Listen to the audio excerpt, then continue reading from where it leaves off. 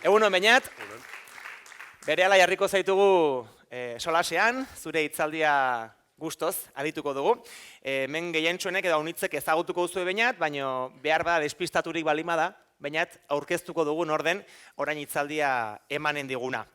Beñatek pasioz bizi ditu, euskara eta hizkuntzen bizi berritzea, eta horri eskerrak ekimen ugaritan hartu du parte, bai ikerketa eremuan, bai antolakuntzan ere. Esperientzia horietatik ikasteko aukera izan du, eta aldi berean eragile eta errealitate ugari ezagutu ahal izan ditu, bai Euskal Herrian, bai hemendik kanpo ere.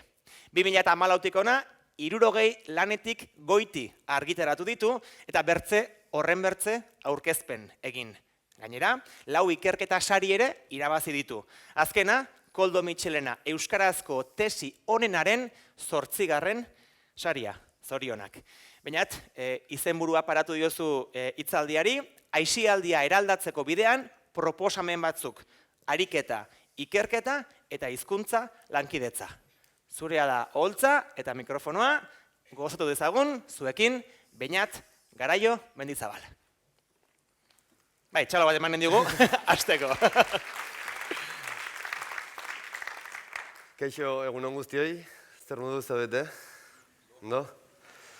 Bueno, hasiko gara, Josebak esan bezala ariarekin, eta zuetako askok segurenik egingo zen dituzten hainbat ikastaro komunikazioa lantzeko, hitzaldietan hobekuntzak txertatzeko, nik hainbat egin ditut, baina bakarrik ideia batekin gelditu nintzen. Eta esan zian behin irakasle batek esan zigun, tentsioak kentzeko eta pixka bat elkarre ezagutzeko ondo zegoela txiste edo txantxa batekin hastea. Eta bueno, ni atzo ordu honetan Granadan egoen gozaltzen, alambrari begira, 25 gradu praka motzak, 10 eguneko oporraldia amaitzen, eta gaur, hemen utziko dute txantxa. Baina egia esan bromak broma niretzako plazer handia da, hemen egotea, duela hilabete batzuk Garbine, Josean eta Inakirekin hitz egitean eta proposamen hau egin zidatenean izugarrizko ohore izan zen, izugarrizko ardura, eta oso gustora nago gaur hemen egoteagatik. Izugarrizko errespetua ere ematen du, ikusita nortzuk zaudeten, bakoitzak bere eragin esparrutik nolako lana egiten duen, eta niretzako esan bezala plazerra da. Eta agian ikusiko zenuten hasierako programan beste izenburu bat zegoela, pixkanak aldatzen joan naiz eta gero azalduko dizuet zergatia. Hor, Bizierri IGB izeneko zerbait agertzen da, lehenengo aldia da izen hori ona ekartzen dudana. Orain arte, unibertsitatean, soziolinguistika klusterrean, beste hainbat ekimenetan aritu izan naiz, baina bada urtebete nire kabuz hasi nintzela, ikertzen eta proiektuak garatzen, eta pixka bat lan horiek kudeatzeko sortutako entitatea da, orduan besterik gabe, hor uzten dizuet. Esan bezala, aisialdia eraldatzeko bidean proposamen batzuk, ariketa, ikerketa eta hizkuntza lankidetza. Hain justu, gustatuko litzaidakelako gako batzuk partekatzea 3 esparru horietan. Ariketan, hau da, nik nire ibilbide motz eta xume honetan ikasitakotik, ikerketan ze ikusi izan dudan, eta gero atzerritik ze gako edo jaso ditzakegun, eta 3 hauek dira pixka bat nire lan hildoak. Orduan, esan bezala, hasiera batean, eta lehen Josuneri komentatu diot, proposamen hau egin zidatenean, esaten nuen, ze horea den, saietuko naiz atzerriko ez dakit ze teoria ekartzen, eta hemen txispak aterako ditut, eta gero hasi nintzen prestatzen, da zan honez, hemen pixkat jetxi behar dut pistoia, eta orduan horrela pentsatu nuen hau aproposa izan zitekela, pixka bat gako batzuk, xumetasunetik, praktikotasunetik, ikusteko baliagarriak izan daitezken aisialdia euskararen bizi berritzera lerrokatzeko asmo honetan, ezta? Eta, esan bezala, 3 alderdi erantzuten, eragile bezala bizitakoak, ikertzaile bezala ikusitakoak, eta atzerrian jasotakoak. Gero, saiatuko naiz baita aurkezpen akademikoa ez egiten, eta normalean txiste gehiago egiten ditut, gaur nahiko serio ibiliko naiz, agian gero bukeran soltatuko naiz, baina pixka bat denok eguna eta udaltop ondo hasi dezagun. Eta gero, beste hiru zehaztapen egin nahiko nituzke. Udaltop niretzako erreferentzia oso garrantzitsua, ez niretzako bakarrik, Euskal Herri guztirako. Orain arte denak online jarraitu izan ditut, edo gerora igotzen dituzten txostenetatik jarraitu izan ditut, eta niretzako oso material eta ideia iturri interesgarriak izan dira, eta pixka bat aurreko urtetakoa birpasatzen, hiru gako berreskuratu nahiko nituzke, aurreko urteetan ekarri zituztenak. Lehenengoa, galdera, ez? Zein da gure fokua lekua eta testuinguruari dagokionez, ez? Hemen bakoitzak zuen eremuan lan egiten duzue, batzuek Euskal Herri mailan, beste batzuek udalerri batean, beste batzuek mankomunitate batean, besteak kuadrilla batean, eta hori argi izatea garrantzitsua da. Gero, zein da gure fokua helburuari dagokionez, eta pasaden urteko Edurne Otamendi eta Raquel Romeroren hitzaldiari jarraituz, euskaratik izatetik euskaraz izatera, ez? Gaurko edo urte honetako izenburuan ere datorrena, ez? Eta hori ere kontuan izan beharko genukela.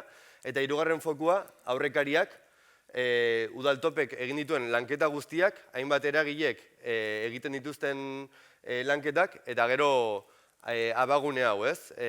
Pasaden urteko txostenean, esku hartzeko proposamenetan egiten zen erakundeak zer egin dezake, legeak ze aukera ematen du, eta hor ikusten da margen handia dagoela ekiteko, ez? Orduan, Garbiñek ez zuen premia handia dugula, eta premia handia izateaz gain, momentu ezin hobea da honetan aritzeko. Bueno, gero, normalan ere musikari erreferentzia asko egiten dizkio nire aurkezpenetan, uste dut okerrez banago gaur bi. Lehenengoa ez dakit Rupert zaleak zareten, baina nire disko kutxunetako bat azukreko eskorrak da. Eta hau da gaurko gidoia, gaurko azukreko eskorrak. Ekimenei dagokionez, Euskal Aventura eta IGA ekarriko ditut. Ikerketetan ikusitako dagokionez, Aztikerrek Gasteizko udalarentzako egindakoa.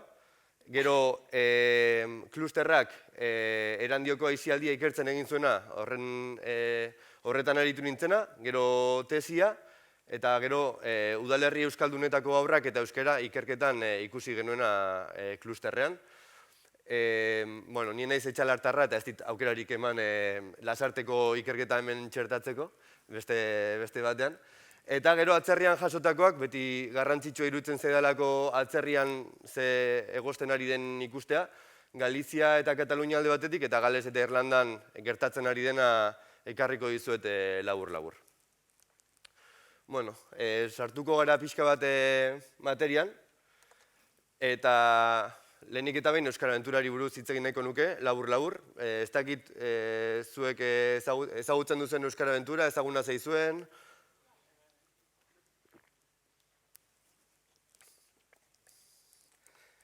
Galdera trampa hura dateko.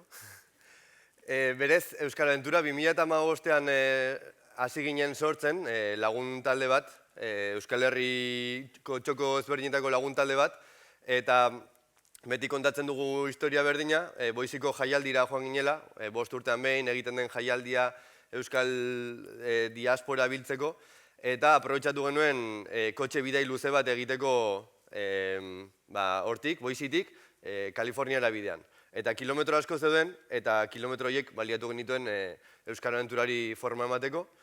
Eta 2018an egin genuen lehenengo aldiz, lehenengo espedizioa deitzen dioguna, espedizio ibiltaria, Euskal Herri guztia zeharkatzen duena oinez, Euskal hiztunak, gazteak, saretzeko asmotan. Eta izenak dionez, Euskal Aventura hor, izenburuan, Euskara hitza dago, eta pixka bat adierazten du nondik sortu zen ekimen hau, ez?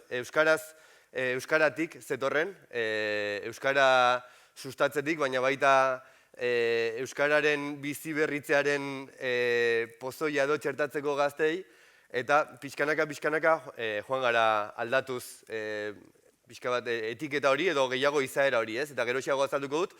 Eta aipatu nahiko nituzke inertzia batzuk alde ditugunak, beste batzuk kontra edo egon daitezkenak, eta zalantza batzuk. Inertziak alde, esan nahiko nuke, urteekin edukian aldaketak txertatuz joan garela, lehenengo urteetan dena zen eskaleta bat, eta orain hitzaldi bat.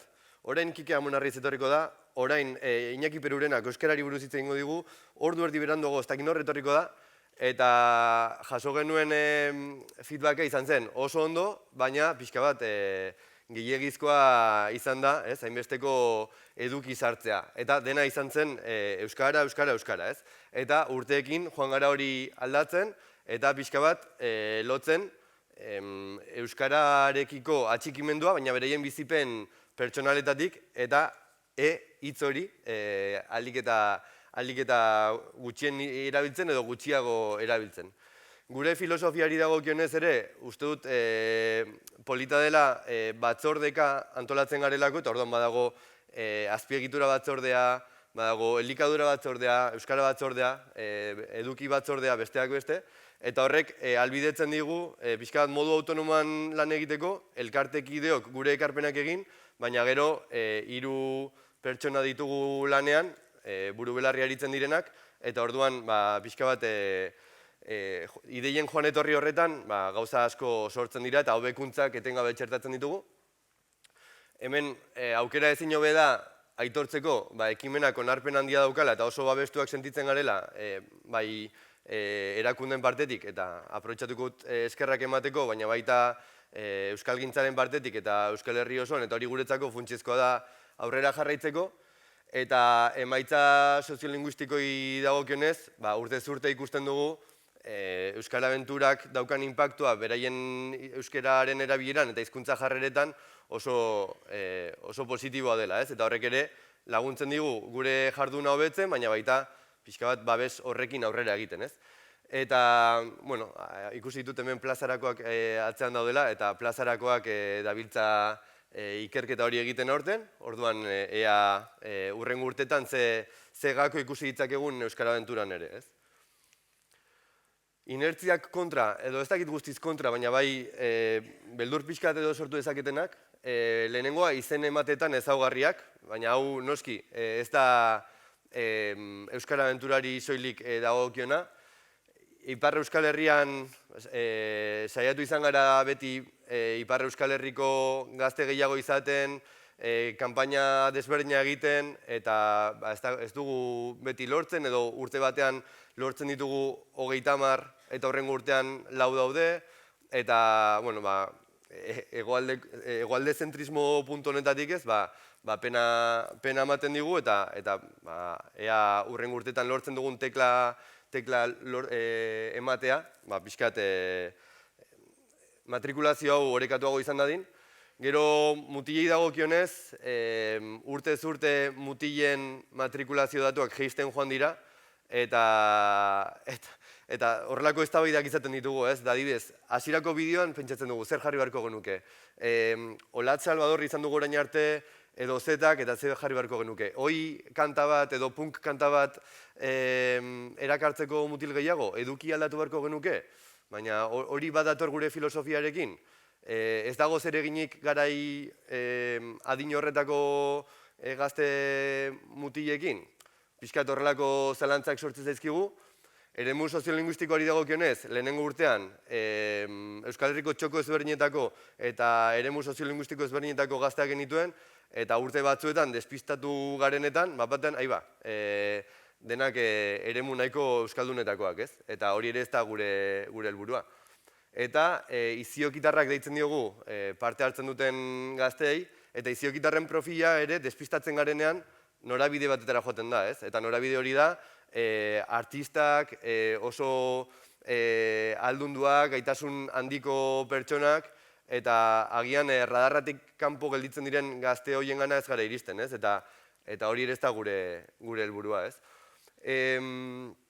Ekimenaren izena bera, horrek salatzen du nondik gento zen edo zein zen hasiera batean gure planteamendua, baina pixka bat kontrakarrean ibiltze hori euskaraz izan dadin, elkarte gintzaren dinamikak, hemen luze aipatu behar ez ditudanak ez, batzutan nekea, denbora falta zure proiektuan murgiltzeko, arazo ekonomikoak, arazo logistikoak eta bar, eta horrekin lotuta bi galdera bururatzen zaizkit, zer gertatuko da elkartearekin, ez noa primiziarik esatera, baina kontua da, elkarte guztietan bezala, batzuek beste egoera batzuk dituzte, gurasoak batzuk, karrera murgiltzen dira batzuk, energiarik gabe gelditzen dira, eta gu ere, pixkanaka hasi gara egoera honekin topatzen, eta,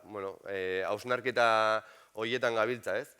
Eta zer gertatuko da finantziazioarekin, zorionez, izugarrizko babesa dugu, eta alde horretatik oso eskertuta gaude, baina askotan esaten da, saiatu behar garela pixkat burujabeagoak izaten ekonomikoki, ez? Eta horretarako agian bidea litzateke ekimen pribatutik eta Europako diru laguntzetatik dirua lortzea, ez? Eta hau ez Euskara Naturarentzako bakarrik, baizik eta zutako askorentzako, ez? Baina ekimen pribatutik diru asko lortzea eta Europako diru laguntzak ematen du pixkat ekimera bat, ez? Beti daude hor, baina zaila izaten da lortzea. Ahaztu zaitea sarreran azaltzea, baina gaurko aurkezpenaren helburua da bi mailatan eragitea. Egun hauetan ari nintzenean birpasatzen esan zidaten, zure aurkezpena izan daiteke pixka bat mikroskopio eta teleskopio bezala, ez? Ez dut esango ideia hau nork esan zuen, ze birao bat litzateke pentsalari horrekin maila berdinean agertzea, baina mikroskopioarekin begiratuko dut ekimen hauetan ze ikusi daiteken, ze gertatu den, baina beti ere ikuspegia jarriz teleskopioan ikusten den horretan, ez? Hau da, euskararen bizi berritzea eta gazten aisialdia.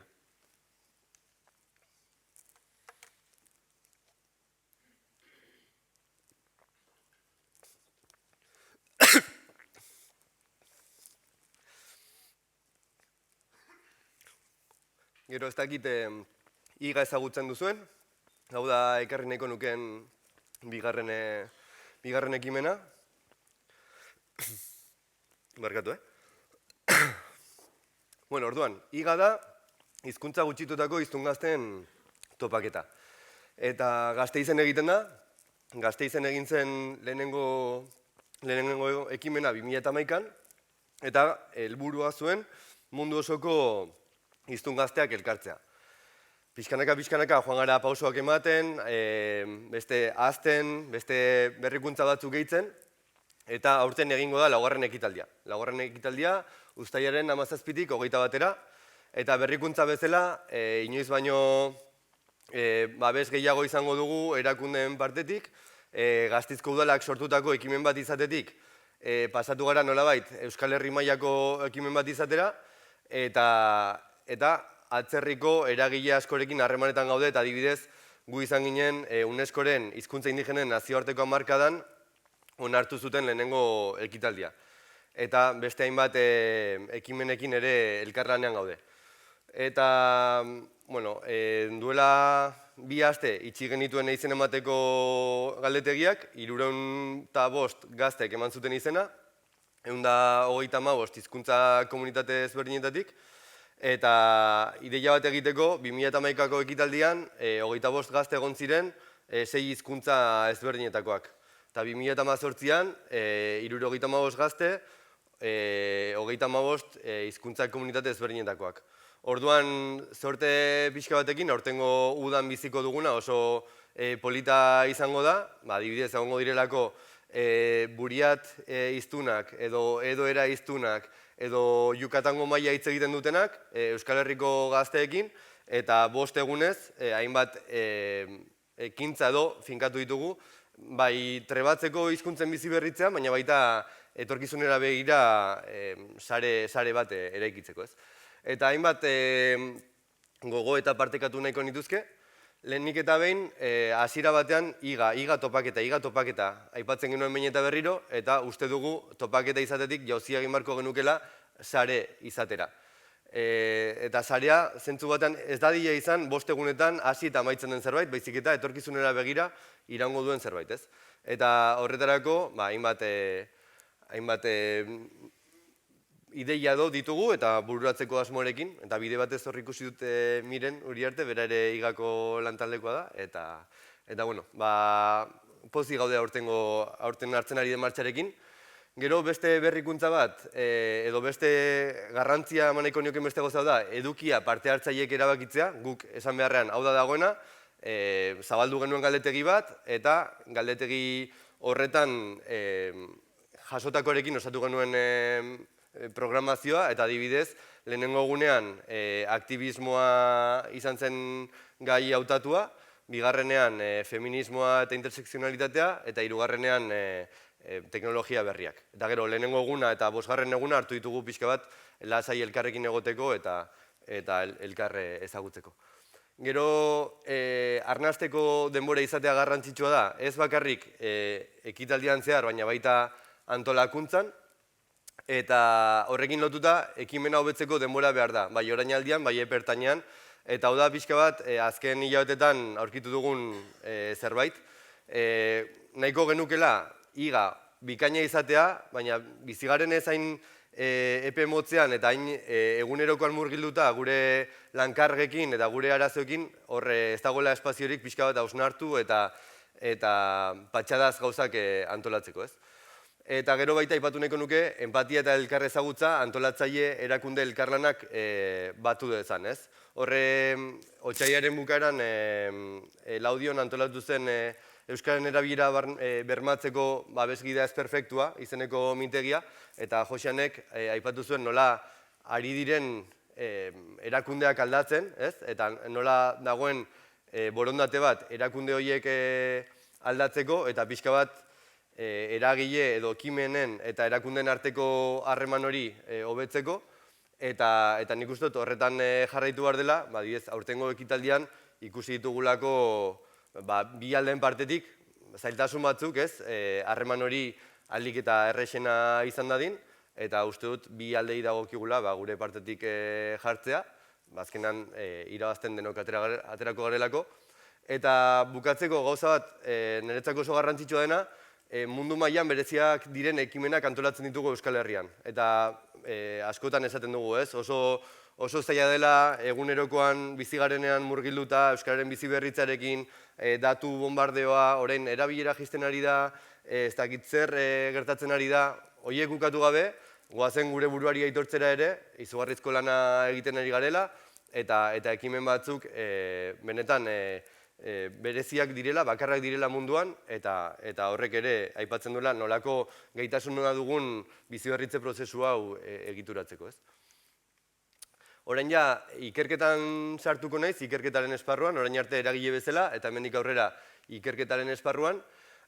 Gasteizko aisialdiaren diagnostikoa egin zuen Aztikerrek, 2021 batean okerrez banago, eta iruditzen zait daudela adierazle batzuk interesgarriak izan ditezkenak aisialdia eraldatzeko bideo honetan, ez, kontutan hartzeko zein den egoera. Arrakala batzuk identifikatu daitezkela uste dut, lehenengo da genero aldetik nolako aldea dagoen hautatutako ekintzetan eta baita bakoitzak zer nolako maiztasuna eskintzen dion ekintza bakoitzari, gero maila sozioekonomikoan, geroz eta maila sozioekonomiko bajuagoa, orduan eta ekintza gutxiagotan parte hartzen da, eta batzuetan aldea oso handia da. Hezkuntza ereduari dagokionez, B eredukoak dira, B eredu kontzertatukoak dira, ekintza gehienetan parte hartzen dutenak, A eredukoak dira, gutxienetan parte hartzen dutenak, eta ekintza eta hizkuntzei dagokionez, ekintzak eta hizkuntzei dagokionez, Gasteizen 76%ak ikasten du D ereduan eta 15%ak B ereduan. Orduan esan genezake 80%ak ulertzen duela euskeraz, baina beraien aisialdia eskolaz kanpoko ekintza 50% egiten dute gaztelaniaz. Orduan izugarrizko aldea dago eta uste dut Otamendi eta Romeroren hitzaldian esatezela euskuntza euskeraz bada, aisialdia ere euskeraz izan beharko litzateke, ez? Eta ikusten dugu datu honetan aldea izugarria dela, ez? Eta bukatzeko beste gako bat, ekintzetako hizkuntza eta euren hizkuntza erabilera, ez? Bueno, ez da oso garbi ikusten, baina grafikonek adierazten duena da, gauza bat dela, adibidez, 125 dela euskeraz, baina 125 horretan ere oso bajua da, edo bajua izan daiteke, Gasteizko haur eta gazteek egiten duten euskara erabilera beraien kideekin. Eta horrekin lotuta, ez da berdina futbola egitea eta arte sormen ekintza bat egitea, ez? Eta ikusten da datu hauetan, kirol esparruan gaztelaniaren erabilera oso goian dagoela, ez? Orduan, hori arrakala garbi bada eta horretan eragin beharko litzateke, ez? Erandioko ikerketari dagokionez, hau da, Erandioko udalak soziolinguistika klusterrari enkargatu zion lan bat, horretan aritu nintzen ni, Ane Aibarrekin batera, eta egia da, pandemia ostean zenez eta metodologikoki muga batzuk azaldu zirela, baina pare bat datu partekatuko ditut pixka bat argigarriak direlakoan. Lehenengoa da, antolatutako ekintzak gaztentzat versus helduak, Erandioko udalaren agenda ikusita, ikusi ziteken helduentzako antolatutako ekintzak askoz gehiago zirela. Eta berez, gure lehentasuna gazteak badira, hor behintzat hor ere mimatu beharko genuke eskaintza hori, ez? Eta, adibidez, aurrentzako eta familientzako eskainitako jarduera gehienak euskera ziren, baina bat-batean gaztentzat eskainitakoak askoz gehiago ziren gaztelaniaz proportzioan. Orduan, ze pasatzen da nerabezaro tarte horretan euskeratik bat-batean gaztelaniara pasatzeko? Eta Erandion bertan gertatzen da batxilergoarekin, DBH arte D eredua oso nagusi da eta bat-batean batxilergoan B ereduak indar handia hartzen du, ez? Eta pixka bat bergogoratzeko 16 urte betetzen dituztenan edo inguru horretan ezin garela erlaxatu eta hor adintarte horretan indar handia eskaini beharko genukela, ez? Gero baita ikusi genuen ze aldea dagoen hizkuntzetan erakundeak, elkarteak, ekimen pribatuak eta klubak, pixkat orden honetan euskararen erabilera bermatzerakoan, eta berriro ere eskaintzen den hizkuntza, izan daiteke, ez dakit, dantza garaikidea euskaraz edo futbola gaztelaniaz, eta gero euren hizkuntza nagusia pixkat Iñaki Jurrebasok esaten duenen artean, ez? Asko direla euskaldunak, baina gero errealitatea da, gurasoen artean 83%ak beti egiten duela gaztelaniaz. Guraso eta seme-alaben artean 88%ak beti egiten duela gaztelaniaz, ez? Orduan, horretan ere adi egon behar garela, saiatu behar garelako haur eta gazte horien lehen hizkuntza, identifikazio hizkuntza, eroso sentituko hizkuntza euskara izan dadin, ez? Pixkat gurpil zoroa da, baina gurpil zoro horretatik ateratzen jakin beharko genuke. Eta Erandiorekin jarraituz, hartu daitezken beste apunte batzuk, haur gazteak duen aukeratzeko garrantzia aitortua, galdetu zitzaien aurrei, gaztei eta gurasoi, ea nork aukeratzen zituen ekintzak, eta hor aipatzen zen gehienetan aurrek erabakitzen zutela, ordutegiek ze garrantzia zuten, eta hizkuntzak adierazle bezala oso pisu gutxi zeukan. Hau da, galdetzen zitzaien, hizkuntza garrantzitsua da aukeratzerako orduan eta oso garrantzia gutxi ematen zitzaion, eta horren arira, euskara sustatzearen inguruan galdetzerakoan, beraien erantzuna zen hobe eskaintza interesgarria izatea, ez? Baina dena dela jarrera landu beharra dago, ze bestela berriro ere sartzen gara gurpiltzero horretan. Eta ikusi zen baita, elkarte batzuen partetik euskara sustatzeko ardura edo rol gutxi zegoela, ez? Eta horregatik da garrantzitsua, pixka bat aurreko udaltopeko ekitaldietan agertu zena, ez? Nola landu behar den harremana erakundeekin, elkarteekin, pixka bat beraiek ere hartu dezaten bere gain biziberritze prozesuan hartu nahi duten dagokien tokia. Gero, tesia ere aipatuko dut labur-labur, nire tesian Gasteizko bi eskola komunitatean hitz aztertu nituen, atzerritar jatorriko ikasle asko zituzten bi eskola publiko eredukoak, eta aisialdiaren inguruan ere galdetu zitzaien, ez? Eskoletako bat Alde Zaharrean dago kokatuta, eta Alde Zaharrean badago Goian izeneko elkarte bat, pixka bat, alde zaharra guztia kohesionatuko duena, ez? Alde zaharrean, eskola ezberdinetako ikasleak gaude, asko D eredukoak, baina baita A eta B eredukoak ere, atzerritar jatorrikoak gehienak, baina elkarte honen helburua da, pixka bat horiek kohesionatzea, aisialdian eta aisialdia kulturaniztasunean eta euskeran, ez? Eta aisialdi hezitzaile batek, begirale batek, hau esate zuen. Goianeko partaide gisa aurrez aipatutakoa. Gure nahietako bat auzoa esparru hezitzailea izatea da. Horretarako egiteko modu bat konpartitu nahi dugu eragile desberdinen artean. Gide hezitzaile batekin lanean ari gara azken urteetan. Horretan sakondu nahi dugu eta besteekin batera garatu. Eta ekarri nahi nuen nahipu hau, pixka bat, aisialdia ere ulertzeko ez guk futbola edo zeramika eskaintzen dugu, ez gu askoz dimentsio zabalago batekoak gara, ez? Eta hezitzailea gara, eta hezitzaile horren barruan sartu dezakegu hezkidetza, sartu dezakegu euskara, eta sartu ditzakegu nahi ditugun helburu guztiak, ez? Eta gero, aisialdia euskaraz eskaintzeko gako batzuekin jarraituz, aipu batzuk ekarri ditut. Aisialdiaren papera erabateko garrantzia daukela euskararen biziberritzean, aisialdia euskara sustatzen dugu, eta hori lortzen denean euskara arrotz izatetik gure bizitzaren zentralitatea eskuratzera igaroko baita.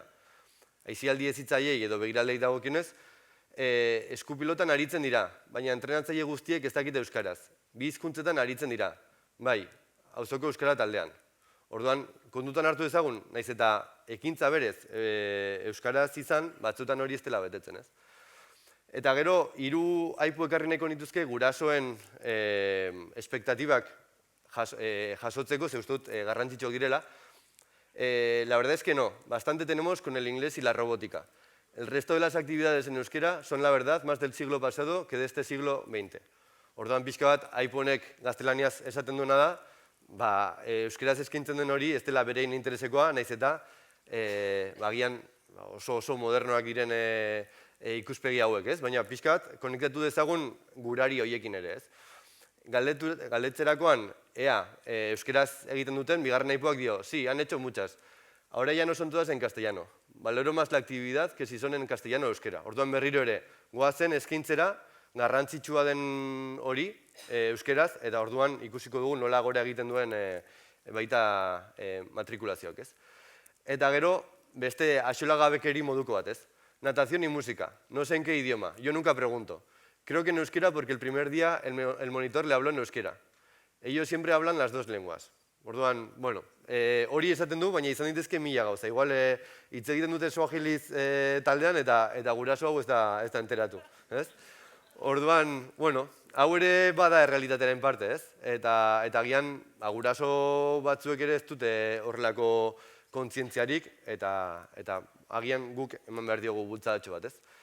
Eta beste aipu bat, taldeen dinamiken baitan gertatzen dena, eskolaz kanpoko ekintzak euskeraz egiten dituzte, baina baliteke beste umeren batek ez ulertzea, eta gaztelera erabiltza berarekin. Gure umeekin euskara indartzen, saiatzen gara pelikulak euskeraz bilatzen, eta gero guk beraiei ipuinak euskeraz kontatzen dizkiegu. Orduan, pixka bat denetarik aipu honetan, baina azkenean betikoa, ez? Gertatu daitekena edozein kuadrietan, hitz egiten dugula batzuetan gaztelaniaz, etortzen delako euskera zain ondo moldatzen ez dena, logikoki berdina gertatzen da aisialdian ere, eta horre ere zerbait egin beharra dago, ez? Eta gero, Vanessa eta Banitu, ez dakit bertsuzaleak zareten, baina hor badago doinu bat oso polita Vanessa eta Banitu deitzen dena, eta pixka bat, honekin ekarri nahi nuen hipotetikoki eta zalantza esparruan nola pentsatzen duten guraso batzuek, ez? No hacen ninguna extraescolar en euskera, pero siempre que podemos, si hay 2 opciones, le apuntamos en euskera. Eskolaz kanpoko jarduera bat, saskibaloia, euskeraz egiten du batek. Orduan, ez dakit oso kontzientziatuta dauden guraso hauek ere aukeratzerako orduan aisialdiko edo eskolaz kanpoko ekintzak. Gero, ikerketarekin bukatzeko, UE ikerketa ekarri nahiko nizueke. UE ikerketa da, udalerri euskaldunetako haurrak eta euskara ikerketa. Soziolinguistika klusterrak eta UEMak burutu zutena Gipuzkoako Foru Aldundiarekin eta Euskara Bidearekin. Eta hortan aritu nintzen. Ikerketa honetan hainbat ziren landu nahi genituen gaiak, eta gai horietako bat zen ea aurroiek eskolaz kanpo ze hizkuntza erabiltzen zituzten, zein zen beraien aisialdia, eta egia da, eskolaz kanpoko ekintza batzuk gaztelaniaz egiten direla. Izan herriko taldean edo elkartean begiraleak ez daukalako euskarazko gaitasunik edo besterik gabe ohiturarik, edo ondoko herrira joaterakoan hor ez delako euskaraz egiten, orduan hori ere kontuan hartzeko. Gero, askotan aipatu den gauza bat, ikus-entzunezkoaren kontsumoaren eraginak gaztelaniaren erabilera toki guztietara hedatu du, eta jaso genituen testigantza batzuk, kuadrilla batzuetan, oso herri txikietan, italieraz hitz egiten zutela, edo hasi zirela koreerazko aipuak erabiltzen, beraien gustoko marrazki bizunetan hori erabiltzen dutelako, eta hori italiera eta koreerarekin. Pentsa, gaztelania eta ingelesarekin zer gertatzen ari den, orduan horre ere hori kontuan izan behar dugula. Eta lehen aipatu duana, herri ezberdinetako aurrak nahasten direnean, eta UEMako udalerrietan gertatu daiteke ez, gaztelaniak nolako pisua irabazi dezaken udalerri nagusiagora joaterakoan, salbuespenak salbuespen, eta beti gertatzen dena, eta duela gutxi aipatu duana, euskaraz egiteko ohitura erraz aldatu daiteke gaztelaniarako joera duten kideak taldera sartzean. Eta hau izan daiteke ikasgela barruan, izan daiteke saskibaloi taldean, izan daiteke dantza taldean, eta bar. Eta gero hainbat ondorio partekatu nahiko nituzke pixka bat ikerketatik ateratakoak. Diagnostikoari dagokionez, nola heldu haur gazte eta helduengana, ez delako hain erreza galdetegi bat osatu, eta hasten zera e-mailetik bidaltzera, eta ez dira hain errez jasotzen erantzunak. Horre beste saiakera batzuk egin behar dira, batzuetan iaia atezateko lanketa bat egin behar da, eskoletara joan, pixkat insistitu, batzuetan tokatu izan zait ikasleekin batera ikasgelan sartu, ordenagailua ireki eta banan edo pantailan jarrita denon artean biltzea, eta helburua bada Euskal Herriko aisialdiaren diagnostiko bat egitea, batzuetan horrelako trabak egon daitezkela. Nola heldu aisialdi hezitzailetara, elkarte eta taldetara beraien erantzuna jasotzeko, oso jende okupatua gara orokorrean denok, eta denbora gutxi daukagu, eta galdetegi bat betetzeko batzuetan are gutxiago, orduan hori ere kontutan hartu behar da. Beste erronka bat, hizkuntza praktikak nola aztertu, gauza da, nik ze aitortzen dizudan, eta esan dezaket, bai, nik euskaraz hitz egiten dut, baina gero zer gertatzen da benetan ez, eta hor, informazio asko eskabatzen zaigu, eta komunida praktika horietara iristea, behaketa batekin, eta hori ere oso garrantzitsua da, eta galdera handia nola egin liteke diagnostiko bateratu bat Euskal Herri mailan, edo eskualde mailan, edo udalerri mailan, ez delako hain erresa ez. Eta esku hartzeari dagokionez, nola bermatu liteke guztiengana iritsiko den aisialdi bat, hau da, gizarteko partaide guztiengana iritsiko den aisialdi euskalduntzaile bat, nola egin daiteke hori, ikusita ze arrakala agertu daitezken, nola lortu elkarte, klub eta enpresetako arduradunetara eta eragiletara bereiek ere gurera ekartzeko, eta gero nola bultzatu gizarteak aisialdia euskaraz izateko aukera eta premia lortzeko bide horretan. Eta gero bukatzeko, hizkuntza lankidetzako pare bat aipamen, esan bezala asko gustatzen zaite atzerrira joatea bertako gakoak jasotzera, eta justo Josebak esan du azkenengo saria azken aldian beste bat lortu dut, eta horri eskerrak Zelanda Berrira noa maorien bizi berritze prozesua gertutik ezagutzera, eta ea hortik ere zer ikasi daiteken, uste dugulako hizkuntza lankidetzan gabiltzanok, garrantzitsua dela indarrak batzea eta elkar inspiratzea, ez? Orduan, Kataluniari dagokionez, ez daukate berariazko diagnostikorik, Pacta Nacional de la Lengua egin zuten, eta 128 proposamen jaso ziren aisialdian lotutakoak. Orain atera dute dokumentu bat, abenduan atera zuten dokumentu bat, katalana gure herrialdeko hizkuntza izenekoa, eta hor, berariaz aipatzen da diagnostiko bat egin beharra dagoela, orduan ez dakit noiz helduko dioten honi, Eta gero, hainbat proposamen jasotzen dira, ez? Adibidez, gazteek erreferenteak izan ditzaten, kirolaren esparruan, kulturan, sare sozialetan, eta bar, ezagunak zaizkigun gako batzuk, ez?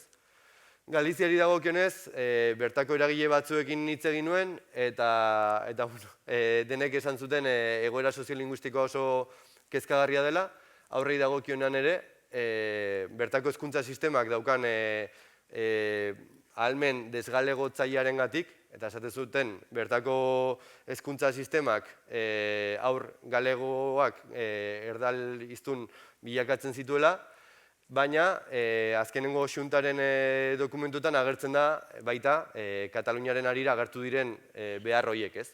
Eta gero, ekimen soilak agertzen dira galizieraren sustapenean, eskolaz kanpoko ekintzetan adibidez, eta bi adibide jarriko ditut, baina esan didatenagatik askoz gehiago ez daude, Sementeren futbol gaeliko taldeak eta Itaka eta Sete Portas Altair elkarte galegistek osatzen dutenak.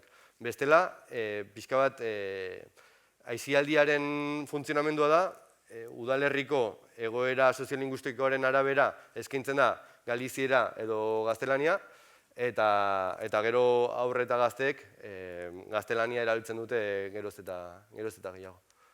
Galesi dagokionean, orain ari dira galesera gazten artean bultzatzeko plan berria adosten, eskolei bideratutako planetan jartzen da arreta, Bingenek aipatzen zuen hizkuntza proiektuen harira, hor txertatu nahi dituzte beraien aisialdiko ekintzak, eskualdetako kontseiluekin lan egiteko beharra azpimarratzen da, eta pixka bat eskualdetako eragileak identifikatu, elkarlanean jarri, eta hor planak osatzekoa. Eta gero, zegoen txosten bat Local Action izenekoa, eta beraiek aipatzen zuten funtsezkoa zela eskualdeka funtzionatzea, eta horretarako proposatzen zuten diagnostikoa egiteko horrelako txantilloi bat, eta orduan badago jarraibide bat ez, nola egin aisialdian galeserak daukan egoera aztertzeko. Eta Irlandari dagokionez, Irlandar galikoari dagokionez, osatu zuten 20 urteko estrategia Irlandar gaelera bultzatzeko, 2030an amaitzen dena, berriro ere parrafoak esanez garrantzitsua dela, eta gero gaelera sustatzerako orduan, gehiago aipatzen da gurari bat bezala, eta zerbait gertatzen bada, da gaeltaktetan garatzen diren proiektu zehatzak. Gaeltaktak dira, pixka bat, UEMA izan daitekena, eta bertan lege babes berezia dutena. Eta ja bukatzeko, ondorioak partekatuko ditu labur-labur, ja, hasi dira esaten bukatu behar duela, diagnostikoaren oinarriak eta berezitasunak aipatu ditut, eta orduan, diagnostiko bat egin nahi badugu, kontutan hartu behar dugula hori, ez dela galetegi bat prestatu eta bidaltzea, arrakala batzuk identifikatu behar direla, eta horren arabera osatu beharko genukela gure eskaintza, egin den bidearen aitortza eta garrantzia inoiz ezazteko, pixka bat guk ere argi izan dezagun nondik abiatzen garen eta non gauden, eta beti bezala epe ertain luzea bilatu gure baliabideen kudeaketan, gure espektatiben kudeaketan, eta konfiantzarekin gauzak horrela lortzen dira. Eta besterik gabe, euskaratik euskarazerako bidean, hezkuntza euskaraz bada, aisialdiak ere euskaraz izen behar du nahi eta nahi ez, zein aisialdi mota ordea, berriro arrakala horietara itzuliz, eskolak duen erronka hiztun aktibo horiek garatzerako orduan, baita hiztun liderrak ere, eta bukatzeko azpiegiturak, baliabideak, pertsonak, elkarteak zaintzearen garrantzia. Eta hori da, eskerrik asko zuen pazientziarengatik, espero dut baliagarria iruditu zena gaur partekatutako gakoak, eta ezer komentatu nahi baduzue, gustu handiz. Mandezai gontxalo zaparra da eder bat. Beñat garai hori, eskerra unit, zure hitzaldiagatik, zure ekarpen guztiengatik. Eta berak aipatu gizan, eta hasieran aipatu dugun gizan, nahi duzuenok, plazer baduzue, eskua altxatzea bertzerik ez duzue, mikrofono bat hurbilduko dizuegu, eta galderak egin ahal izateko Beñati, eta hor, pantaiaz bertzale zaudetenok, zuek ere baduzu aukera, YouTubeko txatean bota zuen galdera, eta nik hemen mobila prest daukat, eta ailegatuko zait, eta eginen diot nire honek galdera Beñati. Hortaz, momentua da, nahi duzuenok, libre zarete galderak egina ahal izateko.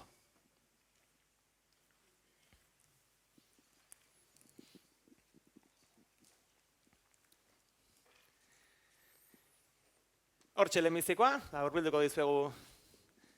Nire honekin bar nizun bertzela galdera, ja nintzen pentsatzen zer galdetu zuri, giroa berotzeko, baina, animatu da baten bat, eta horrasiko gara. Egunon? Egunon. Mil esker zure aurkezpen argiaren dako. Galdera, justu kuriositatez, aipatu duzu iga, lehen, eta hainbeste hiztun eta hainbeste hizkuntz komunitateren artean, nire galdera sinplazen, nola kudatzen duzue hori guzia elkar ulertze eta hori zen galdera sinplea. 2018ko ekitaldian adibidez, ematen zitzaien txarteltxo bat, eta txartelan jartzen zen, ze hizkuntza hitz egiten zituen bakoitzak, eta zeintzuk ulertzen zituzten. Eta orduan, osatzen zen taldearen arabera, modu naturalean, hizkuntza batean edo bitan edo hirutan hitz egiten zen, eta orduan gertatu ziteken talde batek katalanez hitz egitea, gero beste batek sardinieraz erantzutea, eta beste batek gaztelaniaz, eta beste talde batean gaeleraz hitz egitea, bretoieraz erantzutea, eta ingelesez ere parte hartzea.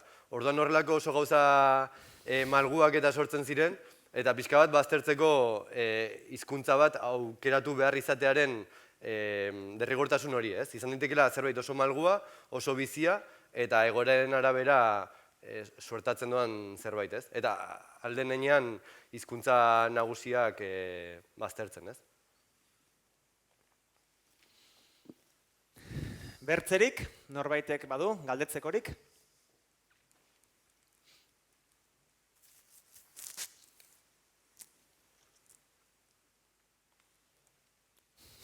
Momentu tentsoa den hau, denak isili nor gatxatuko. Nik nire honek hasieran Euskara Abentura aipatu duzu, eta pixkat personalizatzeko lizentzia hartuko dut Beñat, Euskal Telebistako kazetarian naiz ni, Euskara Abenturakoekin egin genuen, hainbat elkarlan, gure saioan, Bibazue saioan, eta izan nuen, bertatik bertara ezagutzeko aukera zer egiten denan, nola, eta udaltopen gaur eta bihar hariko garen gai horri, gai potolo horri helduta ez, nola ailegatu gazteen gana, euskaratik euskaraz, izugarri adibide eta eredu ederra iduritu zitzaidan, ez? Nola dibertsiotik eta jolasetik eta abenturatik sortu daiteken halako ekimen eder bat euskaraz, ez? Holako ekimen batek ze pista ematen digu, ze balore dauka, behar bada bertze gisa horretako ekimen batzuk ere sortu ahal izateko eta ailegatzeko gaztetxoen gana euskaratik eta euskaraz batez ere. Lehenengo urteetatik hasi ginen ikusten, euskararekin lotura nahiko urria zeukaten gazteek, hilabete pasa ondoren, euskaraz murgilduta nolako bizipen aldaketa izate zituzten, ez? Eta nola bizizuten euskara nahiko modu akademikoan, eta horren ostean nola aldatzen zuten guztiz beraien jarrera, eta batean beraien nortasuna ere aldatzen zuten, ez? Eta hori, esan bezala, lehenengo urtean nahiko enfokatuta geneukala euskararen txip hori, ez? Eta urteetan aldatuz joan garen ez programazioa eta bizipen horiek euskaraz izatea lehentasun bezala finkatu dugunez, gazte horiek euskararekin izan dituzten esperientziak, sentimenduak askoz indartsuagoak izan dira, eta nik uste dut askorentzat dela agian, ez lehenengo momentu baina inflexio puntu bat esateko, gure hizkuntzan izugarri gozatu daiteke, ez? Eta izugarri gozatzen dugun momentuan bihurtzen da baita nire hizkuntza eta nire indarrak, nire borondatea horretan jartzeko hizkuntza, ez? Eta uste dut hori izan daitekela gako bat beste ekintza batzutera edatzeko, ez? Ona. Zaget, hirugarrenik badaugen norbait? Edo bere horretan utziko dugu, horren momentua, agarren batek eskua altxatu nahiko balu. Hola utziko dugu orduan. Eman daizaiogun esku zarta fuerte bat, Beñat Garai hori, eskerra unitz, Beñat gurekin izateagatik eta zure ekarpen guztiengatik.